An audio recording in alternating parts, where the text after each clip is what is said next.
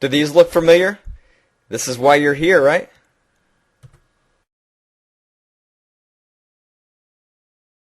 Hello, Stocks Poker. My name is Jared Tendler. Today we begin a new era in poker, one where all those issues just listed go away.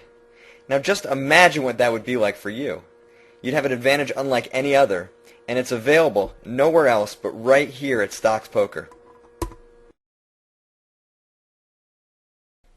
Now, is that just some pipe dream? Or do we really have some chance at being able to eliminate those problems, change your game forever, and then actually change poker? Well, a lot of that is going to depend on you because they're your problems. You got to do the work, otherwise they're not going away. My job is to help you take care of them. And to do that, I'm going to give you an experience that's as close as possible to actually having a one-on-one session with me. And to do that, I'm actually going to train you on my program. In essence, you're going to become me for you. And the reason I can do that is because the program is a skill in and of itself. And that'll make more sense as we go along. But if you're going to be me, you got to know exactly what you're doing. So first, we're going to look at the goals. What are the goals of this system? Well, it works in two ways. One, we eliminate negative patterns. Now, okay, well, what are negative patterns? Well, negative patterns can be what maybe some of you are thinking I'm intending, like those deep-seated emotional problems. Well, that is certainly possible. But it also can mean that there are some deep-seated negative patterns. Just that, like bad habits, bad training. Well, bad's a wrong word. They're just, you've trained yourself in a way that is now producing problems. And so we got to get rid of those.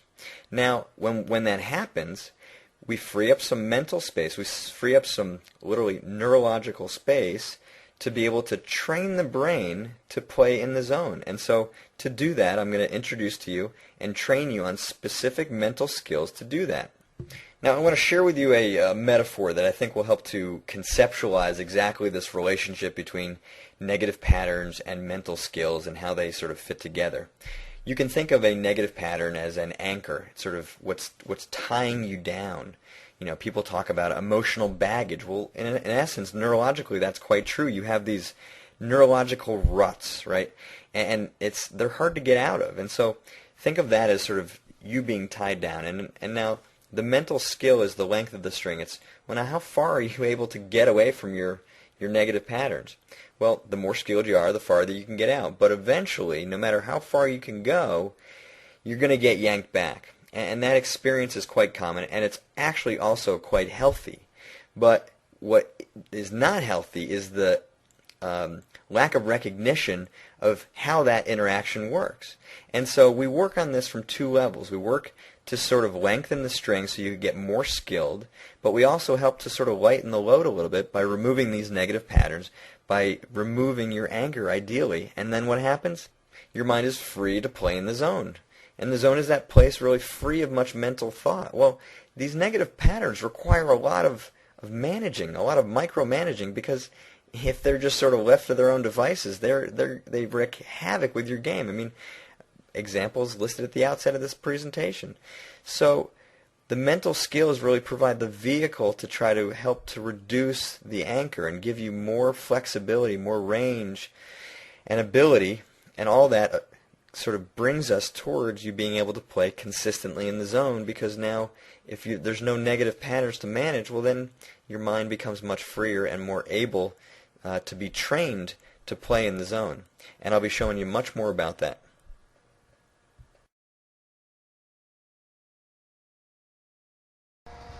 So to fulfill my intent of giving you an experience that's as close as possible to actually having a one-on-one session with me, I've got to train you on my program. You've got to know the system. And that begins with a 3-part series, and this video specifically is going to talk about the brain. Now, I know it's going to sound a little strange talking about the brain and how the brain relates to poker. It's not all going to make sense right away, but I promise you, the payout is worth it. Just stay with it. The payout, well, for Dusty, it's meant a higher win rate at higher limits and being able to play more hands per day. So now it's time to get to work. Alright, so we're going to begin by talking about the 3 key areas of the brain. The first is neurophysiology, which in the picture is represented by areas number 4, 5, 6, and 7. And there are two specific parts of neurophysiology that I'm going to key in on in a moment. But what I'm not going to talk about is the basic biological functions that regulate sleep, balance, coordination, heart rate, breathing. All that stuff is in there, but that's basic. It's not going to really affect your performance. The next area is emotion, which is represented by number 2 and 3. And emotion is pretty obvious. But what may not be obvious is the interrelationship between emotion and neurophysiology, and how neurophysiology actually provides a lot of guidance to your emotional system. And then the third piece is cognition, or thought. I mean, this is the big mushy area, which essentially is what makes us human, represented by number 1, also called the cerebral cortex. It is where all your higher brain functions exist. And again, cognition gets its guidance from the emotional system. And so there's the interdependence between all these areas that is essential to understand. And when you start to see that in the neurophysiological area is where those negative patterns actually are ingrained, and when you understand how they are ingrained that way, you can start to see how you can change the patterns, and how also you can train those mental skills that are necessary to allow you to perform and play consistently in the zone.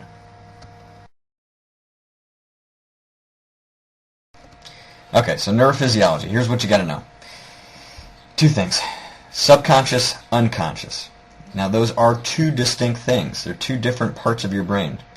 Now, the difference between those 2 lies in the accessibility to the information that's being processed in that structure. How do I mean? Okay, subconscious. The subconscious basically contains all the stuff that sort of happens around you that you aren't necessarily always aware of, but you have easy access to that information if you need it. Okay? Unconscious, quite the opposite.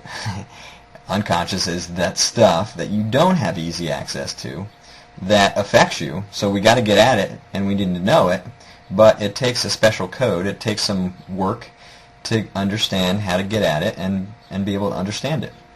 Okay, so here's an exercise that we're going to use to actually show you a little bit more about what the subconscious actually means. Okay, so I want you to turn your attention away from this video. I mean literally stop paying attention to me, the video, the audio, anything. Okay, just turn your attention away, pay attention to whatever else is going on around you. You know, what else you hear besides my voice still yapping at you. What else do you see? Can you feel your legs pressing against a chair? Can you feel your feet on the ground? What other sensations do you have? Smells. Just notice all this stuff.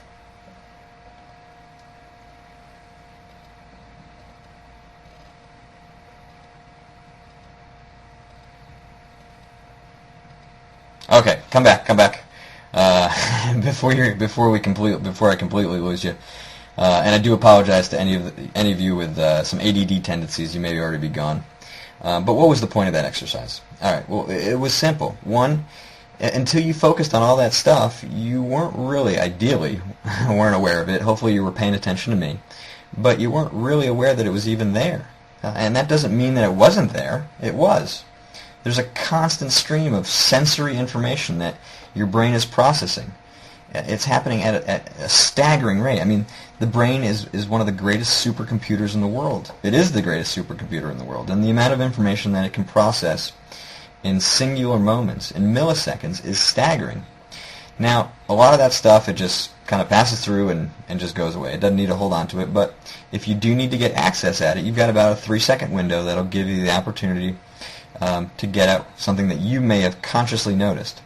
But what also happens is that the brain, in its infinite wisdom, can identify specific triggers that it believes is important. It doesn't need you to know that it's important consciously. It decides for itself that it's important, and part of that is the way that you trained it to function.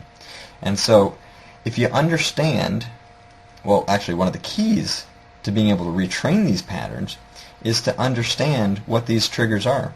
Now think about this at the poker table. You know, your ability to sort of sense what's happening, you know, to read a player, to understand where their weaknesses are, to understand that they're even weak or that they have strength. You know, that's a skill that you've trained over time, and so that's the training you've done of essentially your senses. not just with complex information like odds and statistics, but with actual feel, sensing. And so that's relative, but that's also relative to what are the stuff that's happening around you that can trigger you in a way that you don't necessarily want. Well, now that's the stuff that we got to take care of, and part of that lies in the subconscious.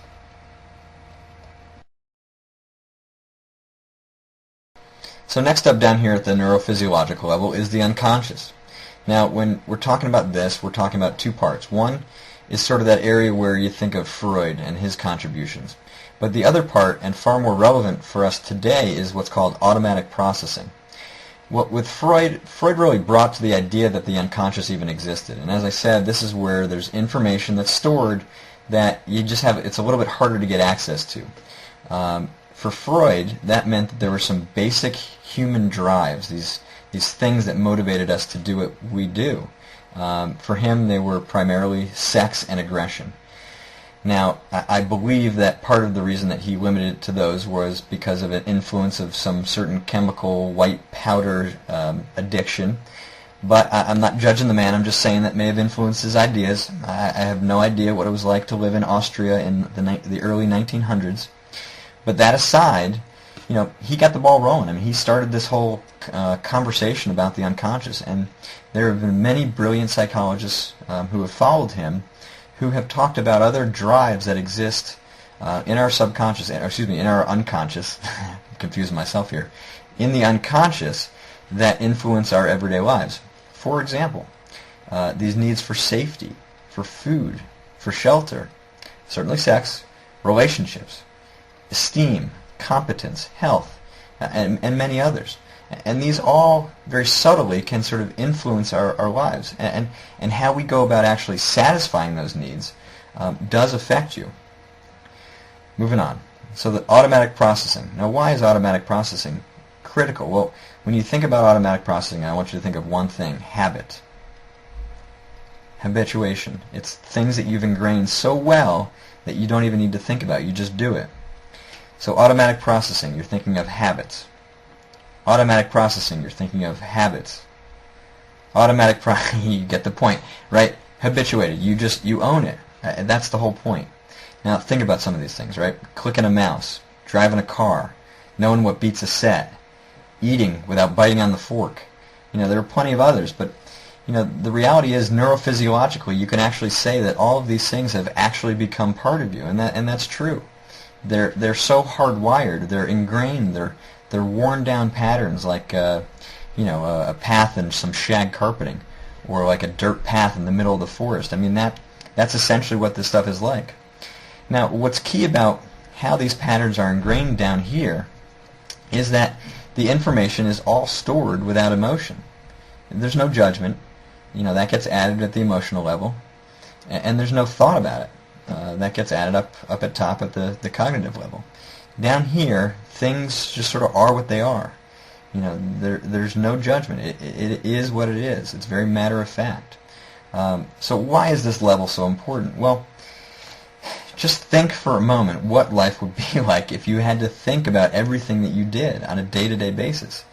Habits provide the same cognitive benefit that subconscious part does, in processing sensory information. It frees up space in our heads to do other stuff.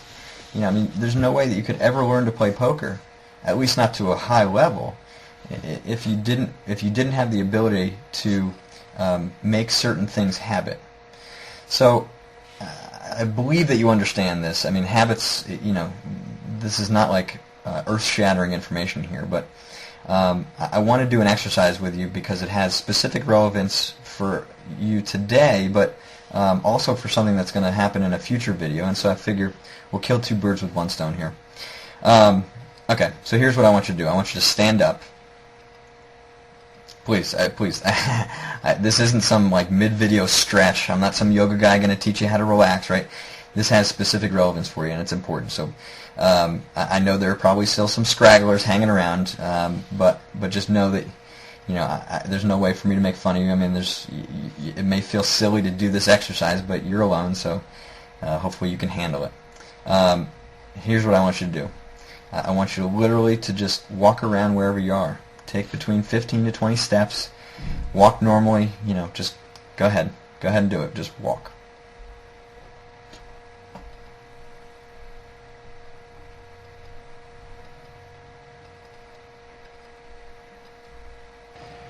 All right, come on back wherever you are. Now this should come as no surprise to all of you. I mean, you're professional walkers. I don't have visual evidence of this, but I can fairly assume that you all did quite well at this task. You're not getting a congratulations, but good job. Okay. Now I'm going to have you do it one more time, except this time it's going to be a little bit different. I want you to sort of pretend and assume that this time the only way you can move your legs is by literally thinking about them. I mean, you're using mental effort here to just consciously move your muscles. I mean, it might go something like this. Okay, raise right leg, shift weight forward, support with back leg, calf extends, leg comes forward, and the process sort of repeats. I mean, your hips get into it, your shoulders get into it, and you're thinking and actually controlling the muscle movement with your mind. All right, go ahead, give it a try. And and one more thing, just be careful because I actually have had people fall doing this. So just keep that in mind and make sure you stay safe.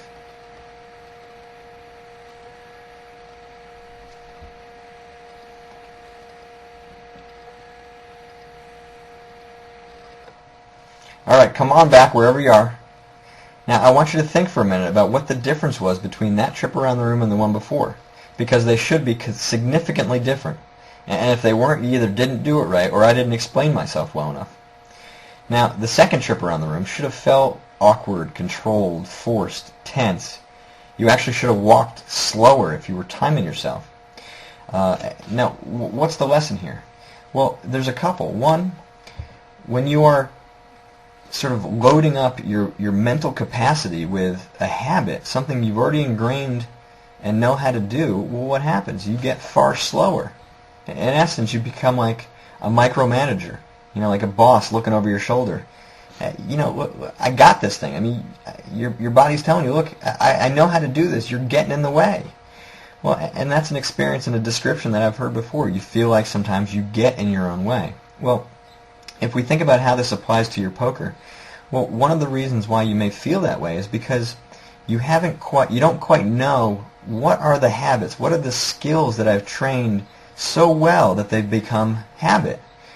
If you don't know, then how can you really trust that you can do it? You can't. And it makes sense why you might feel a little wary or a little anxious or want to control that particular part of your poker play because you don't know. And so, I would advise all of you, if you're going to begin this process, to start to get to know and understand what your skill set is. What are the ones that have become so habituated that they're such habits that you no longer ever have to think about again. You will always do perfectly.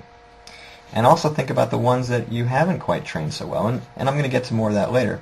But the other thing, the other consequence about sort of loading up your mind with things that you already know is, well, now think about, let's say you were walking down the street in a busy city street doing exactly what you were just doing. Well, now, how able would you be to respond to any changes in the environment? Somebody steps in front of you. Well, you got no chance of reacting.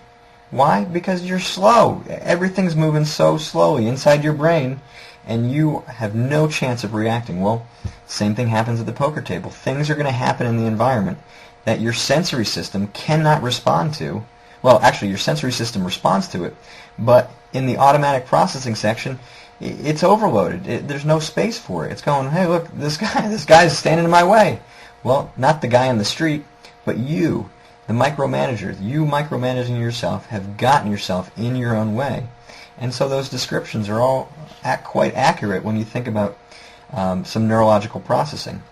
So just to summarize so far, right, what we're getting at here is the idea that your body has designed itself, your brain has designed itself to free up mental space.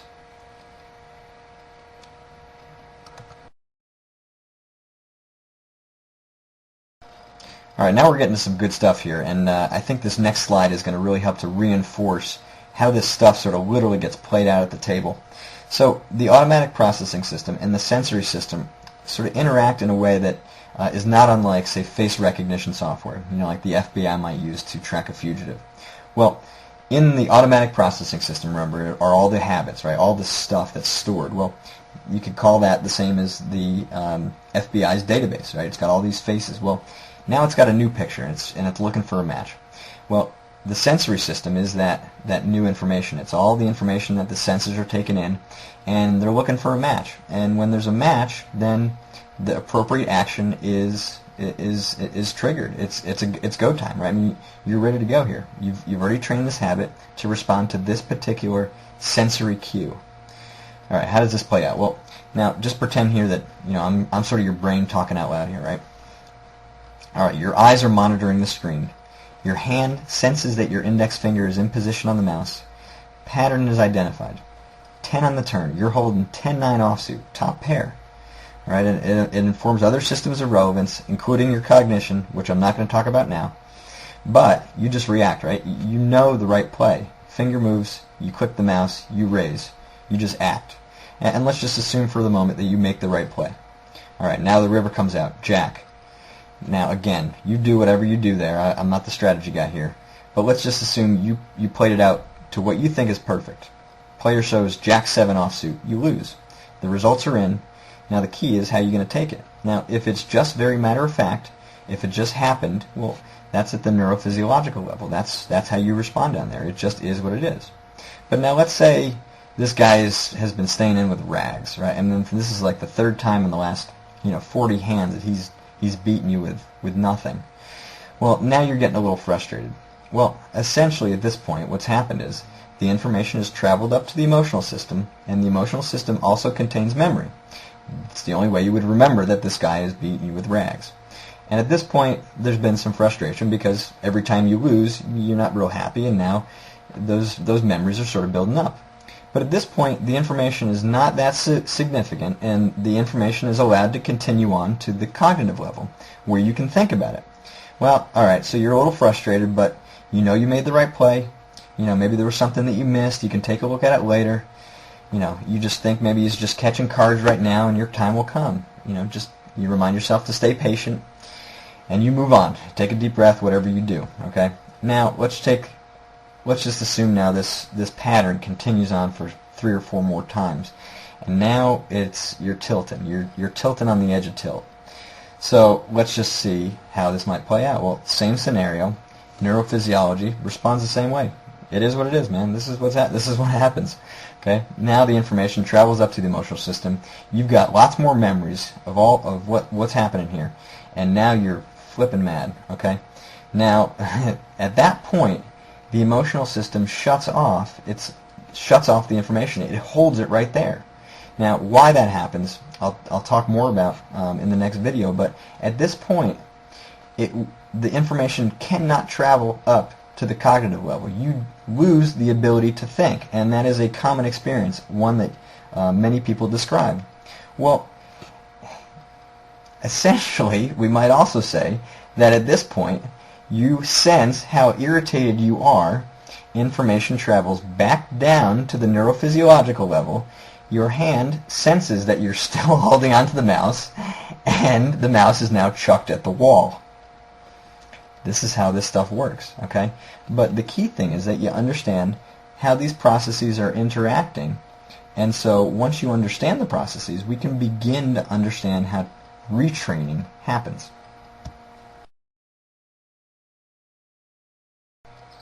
Since we know that the brain comes pre-wired with this ability to free up mental space by training a skill down at that level of the automatic processing, and because we know that when you're playing in the zone, you have very little mental activity going on except for strategy. And that strategy, when you're playing in the zone, is really more of you responding and reacting rather than you actually thinking about it in a deliberate sense. No, you're picking up cues in the environment, your sensory system picks it up, sends it to the automatic processing, and wham bam, thank you ma'am, you're playing great. Now, what happens when you start to think it over, especially about skills that you don't quite know? Well, it slows down. Now think of the difference between the two walking exercises, right? The first time you were walking around, you weren't thinking about anything. You just were doing it. It flowed. It was very easy and natural. And you were successful. You were accurate. Now think about the second time. You were thinking about it, and your whole movement slowed down, all right? This comparison is not unlike that Visa commercial, right? Everybody's swiping their credit card, things are moving along great until the guy that pays in cash. Now, I happen to not like that commercial, but my opinion aside, it sort of is relevant to here, right? It's kind of like the guy at the end of the conveyor belt or the end of the processing line who's not doing his job. Well, he's not doing his job because he's overthinking it. That's what you're doing. You're overthinking it, and everything backs up. What you trained is no longer able to do its job, or you haven't trained the skills well enough to really be thinking about them at a time when you shouldn't be thinking about them. So to help you kind of conceptualize how and where you are in this skill training process development thing, there's a model called the adult learning model. Now, again, not to be confused with an adult model. All right, so here's how this works, and here's the benefit. It's really to help you classify those skills that I asked you to identify earlier. It's you getting to know what you got, okay? So here's level 1, right? Level 1, unconscious incompetence, right? At this stage, you don't even know what you're terrible at. You stink and you don't even know why. Now this could be because you either trained it in a way that made you bad, or you've got a deficit and you don't know it. Either way, I think you're in pretty poor shape. All right, but level 2 comes along, right? Level 2, conscious incompetence. Now we're getting somewhere. You know it, but you still stink. To a certain degree, all of you are sort of in this mode right now with this work that we're doing here on this mental thing, right? Not only with you understanding this material itself, but I've noticed in the Poker Zen forum that you are beginning to sort of wake up to a lot of these other factors that may be influencing your play. Well, all that's happening at the conscious incompetent level, unless you're aware of something that you're good at, but you've got to think about it, which is level 3, conscious competence, right? You can sort of think of this stage as your mind's training wheels, right? You can do the skill, but you got to think about it to do it. And if you forget, then you're not going to do it. So what your mind does is you think about it, and you're training it. And this is your way of sort of beginning to force that skill down into your hardwiring. And this takes time. It takes repetition, repetition, repetition. I can't say that enough. But what's critical, and you'll see in a minute, there are some important things that this model doesn't address that happen in reality, because this model is really more theoretical, that you need to know about in order to really train effectively. Now we get to what I call the king of the neurophysiological jungle, unconscious competence. This is where the money is to be made, I'm telling you. Man, I mean, this stuff is powerful and it's exciting, and perk your ears up if you've lost any focus, all right? Unconscious competence means that you no longer have to think about the skill. You do it 100% with accuracy every single time, period, no questions asked. Training wheels are off, you're flying, you execute, case closed. Now, the benefit, obviously, is that now you have the ability to take the next skill, level 2 or level 3 in your skill development stage, and you can train it because now you've got more mental space, you've got less to think about, which is cool. The other side benefit, which is, I think, just sort of blows the door off of so much of what the mental stuff has been talking about for years, and you may even be surprised to hear this coming from a mental guy, but here's the deal. Now think back to that model, the cognition, emotion, neurophysiology, right? So if you've trained it to the level, trained that skill to the level where it's automatic, that means by definition it's at the neurophysiological level. Well, now take the situation where you go on monkey tilt because some guy's is beating you with rags. Well, if it's trained at the neurophysiological level, we know that emotion can't touch it, right? MC Hammer can't touch this. Well, you can be throwing mice everywhere. You will still execute this skill every single time. That's the way it works. It's automatic. Now, this is also true, and I came up with this the other day. it might be the name of my new training video for those of you with performance anxiety. It's called "You Can Lose Your Lunch and Play Great Too." I don't know, I think that's funny. Same idea holds, right? I don't care if you're over anxious, you're freaking out.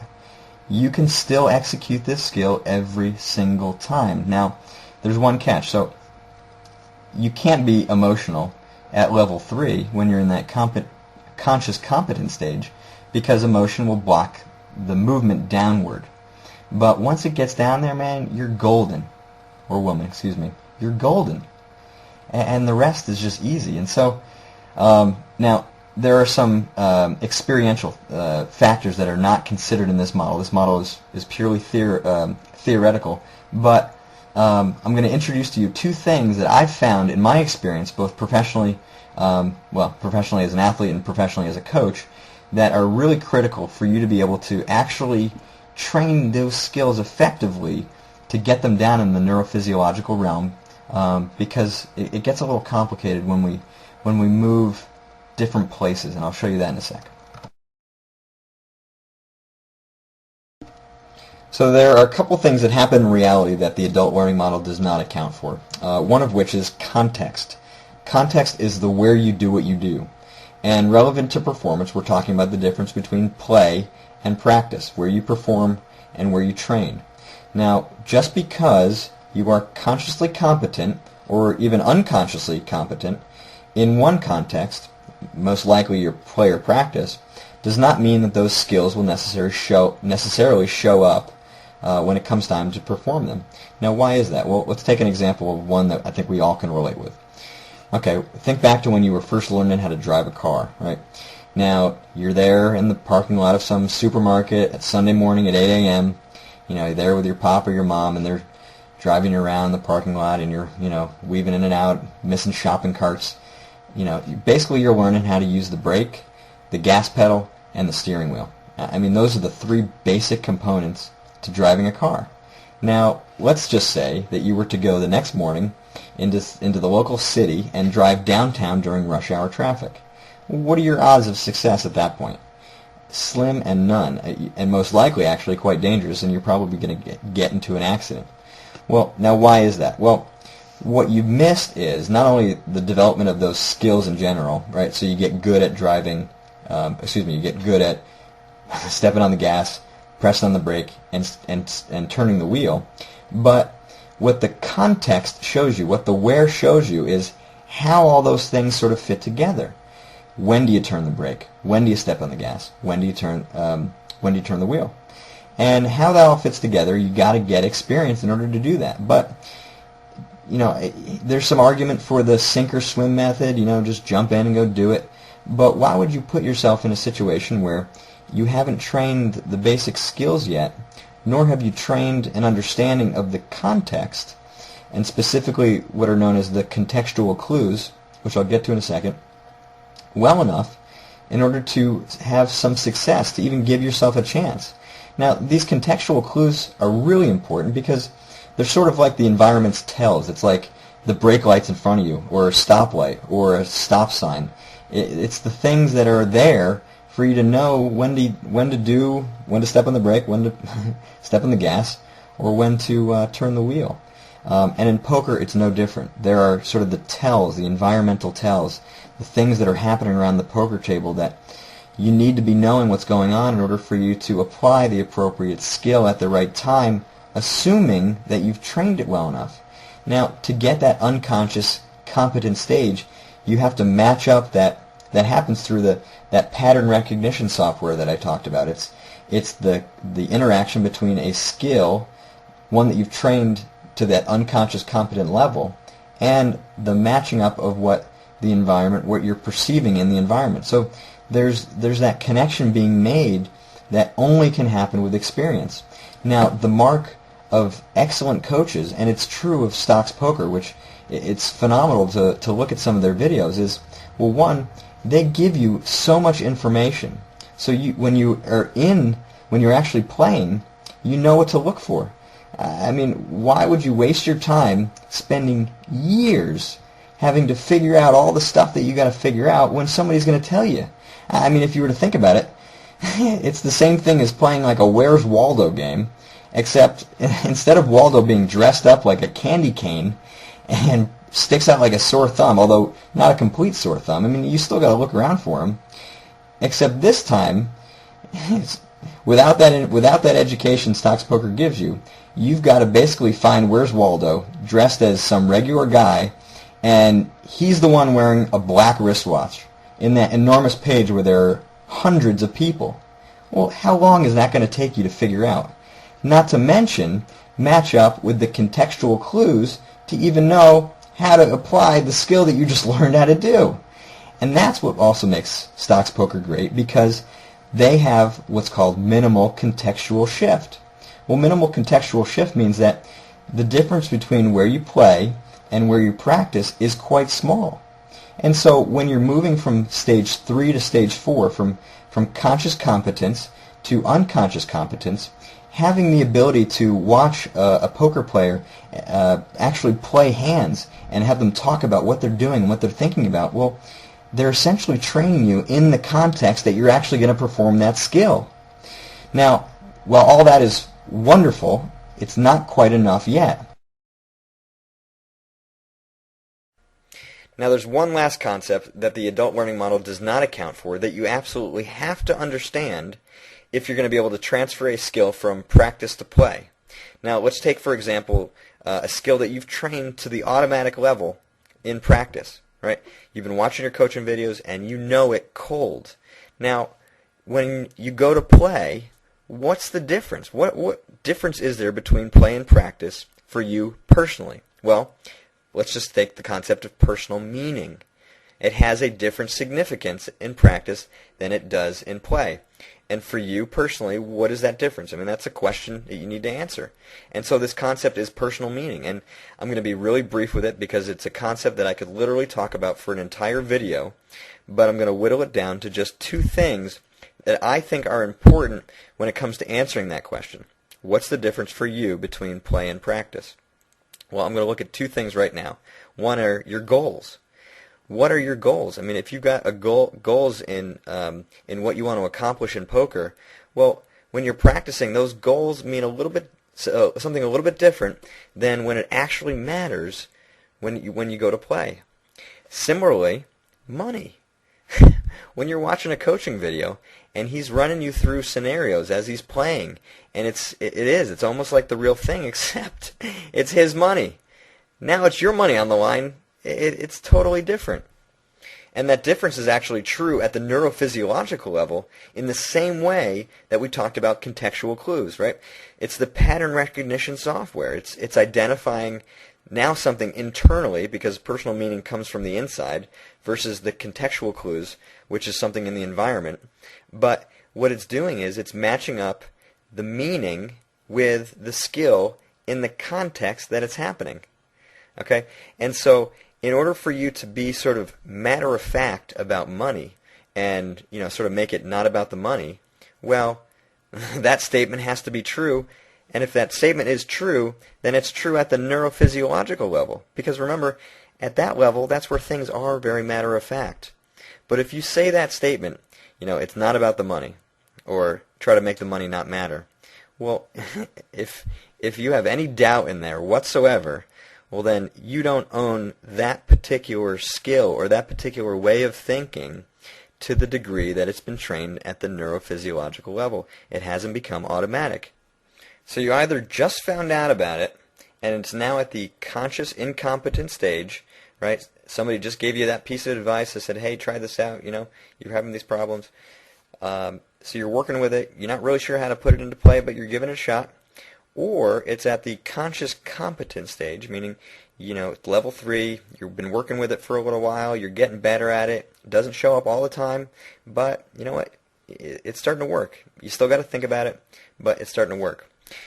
Okay, so I think a good way to sort of bring home all the concepts that I've talked about today is to run through a couple scenarios through our model and see exactly why some of these skills stick and why some of these don't, and why you may get frustrated and think it's not working when actually there's a reason for it. And so I'm going to go to my whiteboard and you'll be able to see how this stuff actually literally plays out. All right, welcome to the whiteboard. I'm just going to stick my head in here. Hello, just so you know that arm is attached to body. Okay, so here are our two models, right? Organization of the brain, neurophysiology, emotion, cognition. All right, here is the adult learning model. Unconscious incompetence exists at the neurophysiological level because it is unconscious. You're just no good at it.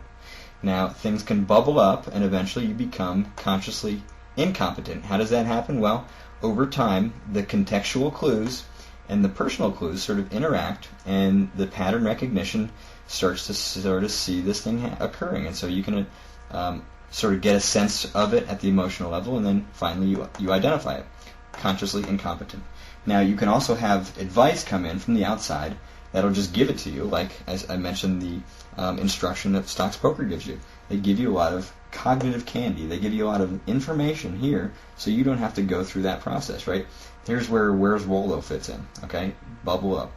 You get it directly right to here. Okay, so now you've got conscious incompetence, and we want to move it downward into the neurophysiology. It moves through the conscious competence stage, which happens at the level of the emotional, and then down to the holy grail of the entire system, the unconscious competence, neurophysiological habit, automatic, every time, 100%, no questions asked. Okay, I think you'll get a sense of this better if we run through a couple examples. Ready?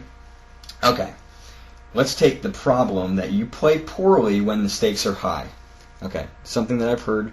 We're just going to assume that that's true. Okay, so let's first say that this is actually a skill, right? You are good at playing poorly when the stakes are high. When? Well, let's look at context. Okay, it's going to happen in play, and it could happen at a high stakes game, one that is a little bit higher than you're used to, or it could happen when there's a big pot. There's a lot of money on the line, and so that's the context. This is the skill, and the skill is either trained at the level of neurophysiology, or it's trained at the level of conscious competence, which is more in the emotional realm. Okay, now what's the solution? Well, I'm going to assume, and I'm not saying that this is correct, I'm just saying we're going to use this as an example, that the solution is, okay, make money not matter. Well, that in there means that there's an assumption that money is the problem. Okay, well, money could be a problem because of a personal investment, right? One of those conscious goals, like, okay, money does matter. Now, if money does matter, is trained at the neurophysiological level, and you come in with a money does not matter sort of mindset, well, those two things are at odds with each other. It's not going to, you can't just go right down there, right? This is like the old incumbent. It's like the 10-term senator, right? And you're the incoming freshman, or the guy who wants to knock him off the block. Well, there's no way that you can just shoot right down, right? There's a lot of history here where money does matter. Now, one of the reasons why money may matter down here is because it does in a lot of situations, and so it may be that money mattering has just sort of been overgeneralized, meaning that it applies to too many contexts, okay? And that means personally as well. Okay, so stay with me here. So how do you get this thing to move down? Well, it's at odds. It's got to be trained over time, and that takes repetition, and that takes training of all the neurophysiological factors that are involved, right? Sensory system addresses contextual clues. Okay, so what's the context that you're playing, and what are the contextual clues that exist when you're playing at a high-stakes game or playing at higher stakes? Okay, so that's got to match up with this skill plus contextual clues plus maybe personal goals. Like your goal is to make this thing count, and so all that sort of factors together and makes it move downwards. Now, to sort of help you out here, because those things that I just mentioned are enough to move it through here, but that's sort of like a hitchhiker walking across the country walking, right? No, a hitchhiker wants a ride. Well, to make this thing move quicker, emotion, right? It's like a high-speed train. Bam, you're there. I mean, high speed depending on how effective your emotional system is, which, again, that will come in future videos. Just sort of get the idea of how this all fits together. Okay, so emotional system can help to move it downward, right? That's the movement of here, okay? So that's an example, and I want to read through a few other examples of things that have been mentioned in the forums, and we use the same model to sort of begin to explain these. And I'm going to first caution you all here, because my intent with all of this today, and what I think the biggest mistake that you can make would be to take all of this information, and even the information that I'm going to give you in a minute, and apply it directly to you playing. Now, given what we know, right, and given what I've talked about today, why would that be a mistake? Okay? It would be a mistake because what's that going to do? It's going to overload your conscious incompetence level, which is right at the level of thought, okay? And just like when I made you think about walking, right, you overloaded yourself in a context that can't that can't allow what you already know how to do here or even here to do. You become way worse. And so my advice is really actually to take this model and understand your skill set. Take this model, and when you're playing, sort of look back afterwards and help to evaluate where are you along this spectrum in all of your skills that you have. Okay, are there some? Well, there are obviously some that you don't even know that you need. Okay, well, identify those. What are the ones that you want to get to next? What are the ones that you're addressing right now that you're still not very good at? What are the ones that you feel pretty good about but still need some more work? And what are the ones that you just own cold every time? And are there ones that are here that you own in certain situations, right, that you don't in others? Okay, so let's go through a couple more. One of the questions asked about, how can I shut down my restless mind? Okay, well, where would restlessness exist? Well, restless mind means it exists up here. So that's the problem. You are really good at having a restless mind. Okay, you are you're consciously competent about being restless. Now, well, what feeds that? Well, since we're not training a skill downward, right, we got to look instead at how the model works the other way, which is that it goes this way, right? And so, that's a great arrow.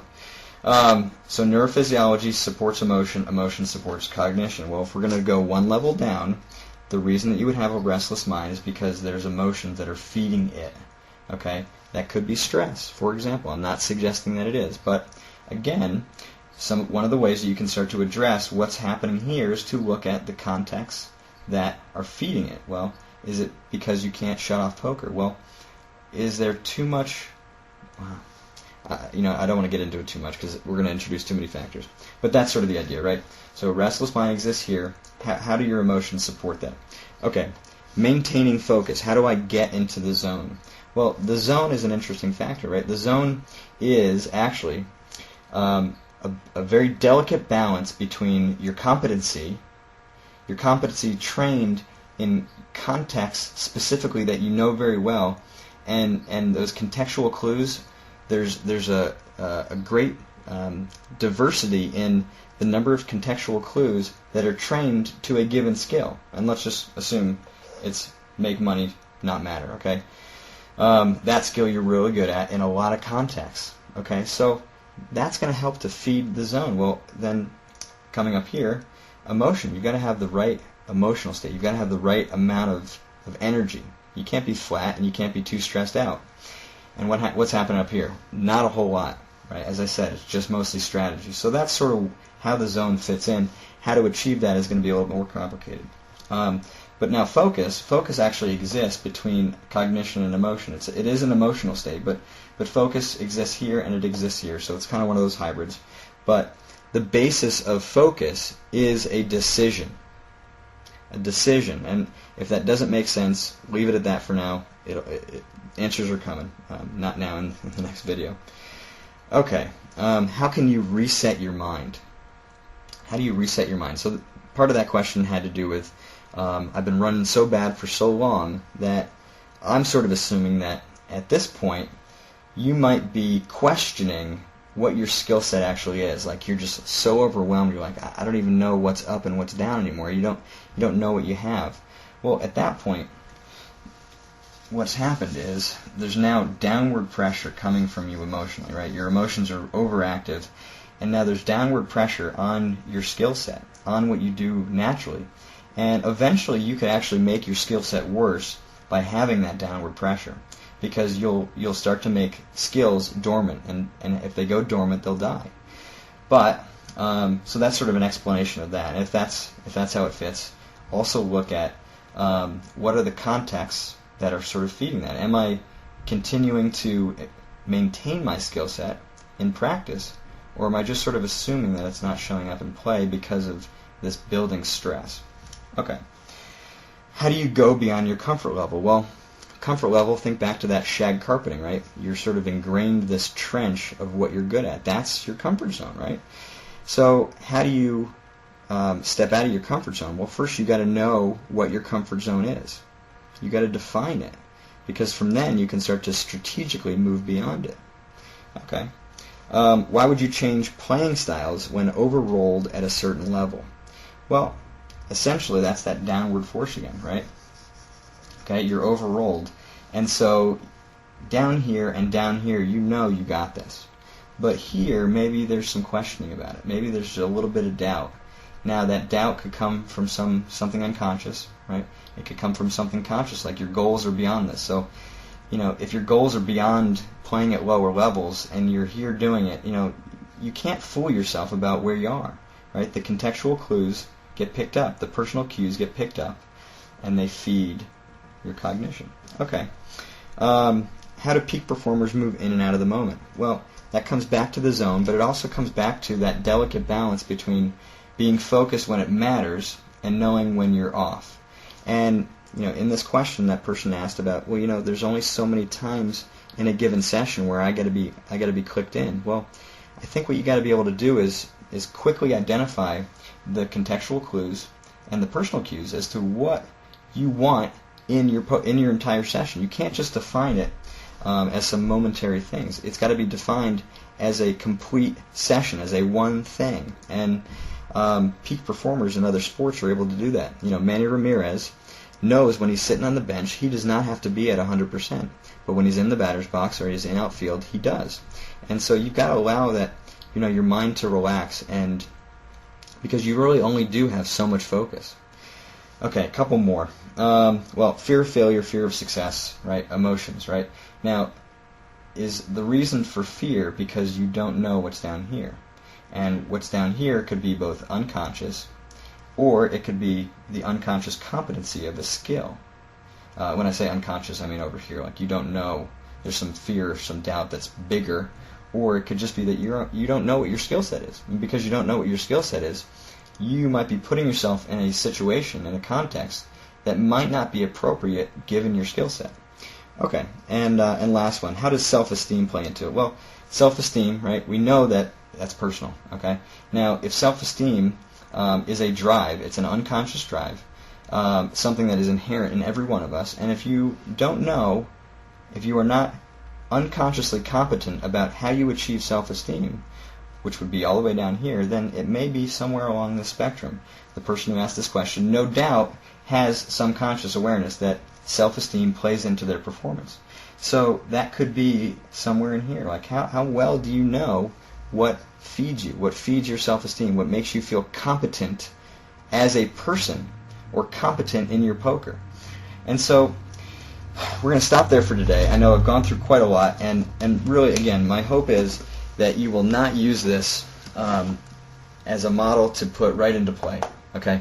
My advice is to take this and to use it to help to classify your skill set right now, because I promise there's more answers coming. And if anything, my hope today is that you got to see a model and potentially some competence in me as a professional that, you know what, I do have not only answers, but a model and a system that you can actually become quite unconsciously competent about this whole system. And when that happens, well, then you can become me. And as I said from the outset, that's my goal, is to be able to give you as much of a client experience as possible. And so I'm giving you this stuff. And so I say goodbye for now. Actually, you know what? One more thing. One other piece of advice, if you want to really get started with this stuff, this conscious competency stage, right? There's oftentimes a movement downward where you can become where skill can sort of go underground, and you think that you're done training it, but you're actually not. And so what happens is you make mistakes. You make mistakes that you think some people call them stupid mistakes. They're not stupid. They happen for predictable reasons, because you sort of think that you've trained it down here, but you haven't quite gotten there yet. And so you make the mistake again. And if you make the mistake, you know you're not here. So a good idea would be to list out, well, what are those situations? Because we can call those low-hanging fruit. These are the things that you can really just easily pick off, because you just got to keep going just a little bit further. And then what happens? Well, you take care of those, and now all of a sudden you've freed up mental space to take on the next ones. Okay, so now I'm going to leave it. I wish you all well, and you'll be hearing from me again soon.